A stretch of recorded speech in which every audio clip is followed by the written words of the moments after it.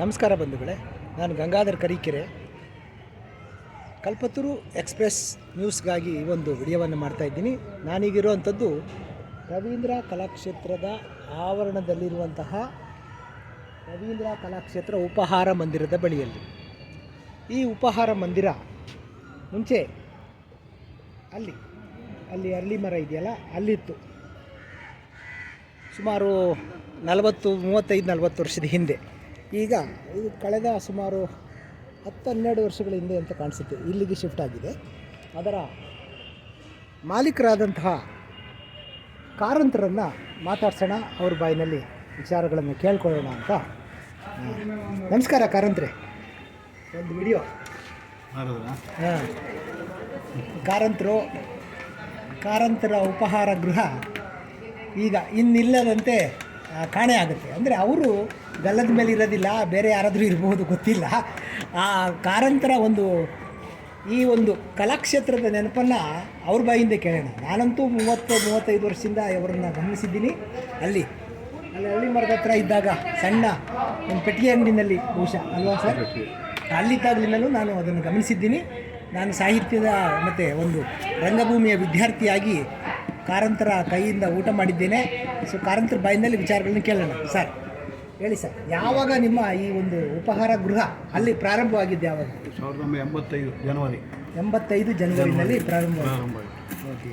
So ಆವತ್ತಿಂದ ಅಲ್ಲಿ ಎಷ್ಟಾಗಲ ಜಾಗದಲ್ಲಿ ಇತ್ತು? ಅದು ಮುಂಚೆ ಕಾಲಾಂಶ ಅಂದರೆ ಒಂದು 8x8 ಅಂಗಡಿ ಥರ ಇತ್ತಲ್ವಾ? ಸೊ ಇತ್ತು ಅಲ್ಲಿ. ನನಗೆ ಈಗ ನಾನು ಭಾನುವಾರದ ರಂಗಶಾಲೆನ ನಾವು ಸಮಷ್ಟಿನಲ್ಲಿ ನಡೆಸ್ತಾ ಇದ್ದಾಗ ನಾನು ಹೇಳ್ತಾ ಇರೋದು 2004ವರೆಗೂ ಅಲ್ಲೇ ಇತ್ತು ಅಲ್ವಾ ಸರ್? 4, 5, 6 ಅಲ್ಲ ಸರ್, 4ರಲ್ಲಿ ನಾನು ಜಗದೀಶ್ ಕೆಂಗನಾಳು ಇಲ್ಲಿ ಬಂತು. ಜಗದೀಶ್ ಕೆಂಗನಾಳು ಈಗಿಲ್ಲ, ಅವರು ಎಲ್ಲ ಇಲ್ಲಿ ಬಂದಾಗ. ಸೊ ಆಗ ನಾವು ಕಾಫಿ ಕುಡಿತಾ ಇದ್ವಿ. ಸೊ ಆಗಿನಿಂದ ನಿಮ್ಮ ಅನುಭವದ ಮೂಟೆ, ನೀವು ಕೇವಲ ಏನಂದರೆ ಉಪಹಾರ ಗೃಹದ ಮಾಲೀಕರಷ್ಟೇ ಅಲ್ಲ, ಒಂದು ಸಾಂಸ್ಕೃತಿಕ ಹರಿಕಾರರು ಕೂಡ ಹೌದು. ಕನ್ನಡದ ಸಾಂಸ್ಕೃತಿಕ ಲೋಕದ ಒಂದು ಹರಿಕಾರರು. ಇದು ಇಡೀ ಒಂದು ಪರಂಪರೆಯನ್ನು ಪ್ರತಿನಿಧಿಸುವಂತಹ ಒಬ್ಬ ವ್ಯಕ್ತಿತ್ವ ತಮ್ಮದಾಗಿದೆ. ಯಾಕೆಂದರೆ ಕರ್ನಾಟಕದ ಯಕ್ಷಭೂಮಿ ರಂಗಭೂಮಿ ಇರ್ಬೋದು, ತೆಂಕತಿಟ್ಟು ಬಡಗತಿಟ್ಟಿನ ಬಗ್ಗೆ ಇರ್ಬೋದು, ಕರ್ನಾಟಕದ ಹವ್ಯಾಸಿ ರಂಗಭೂಮಿ ಇರ್ಬೋದು, ಮತ್ತು ಪೌರಾಣಿಕ ರಂಗಭೂಮಿ ಇರ್ಬೋದು, ಇವೆಲ್ಲದರ ಬಗೆಗಿನ ಸರ್ವ ಮಾಹಿತಿಗಳು ನಿಮ್ಮಲ್ಲಿ ಇದೆ. ಯಾಕೆಂದರೆ ಪ್ರತಿಯೊಬ್ಬ ವ್ಯಕ್ತಿಯನ್ನು ತಾವು ಕಂಡಿದ್ದೀರಿ. ಸೊ ತಮ್ಮ ಒಂದಷ್ಟು ಅನುಭವಗಳನ್ನು ಹೇಳಿ ಸರ್. ಇಲ್ಲಿ ಯಾರ್ಯಾರು ಬರ್ತಾಯಿದ್ರು, ಮತ್ತು ತಮ್ಮ ಒಂದು ಪ್ರಾರಂಭಿಕ ಜೀವನ ಹೇಗಿತ್ತು, ನಂತರ ಹೇಗಿತ್ತು, ತಮ್ಮ ಸಂಪರ್ಕಗಳು ಹೇಗೆ ಬೆಳೀತಾ ಹೋದ್ವು? ಬರುವ ಟೈಮ್ನಲ್ಲಿ 80ರ ದಶಕ ನಾಟಕಗಳು, ಈ ಹವ್ಯಾಸಿ ನಾಟಕ, ಇಲ್ಲಿ ಪೌರಾಣ ನಾಟಕ ಹೌಸ್ಫುಲ್ ಆಗೋದು. ಅವಾಗ ಹೊಸ ನಾಟಕಗಳು ಬಂತು. ಉದಾಹರಣೆಗೆ ಒಂದು ಮುಖ್ಯಮಂತ್ರಿ, ತಾಯಿ, ಆಮೇಲೆ ಕರಿಮಾಯಿ, ಸತ್ತನಾಡು, ಜೋಕುಮಾರ ಸ್ವಾಮಿ, ಒಡಲಾಳ, ತುಗ್ಲಕ್ಕು, ಆಮೇಲೆ ಟಿಪಿ ಕೈಲಾಸಂ, ನೋಡಿ ಸ್ವಾಮಿ ನಾವಿರೋದು ಹೇಗೆ, ಇಂಥ ನಾಟಕಗಳು ಆ ಟೈಮಿಗೆಲ್ಲ ಹೊಸ ನಾಟಕ. ಪ್ರಭಾತ್ ಸಿಂಡ್ರೆಲ್ಲ, ಮಾಶಿರಣ್ಯ, ಯಯಾತಿ,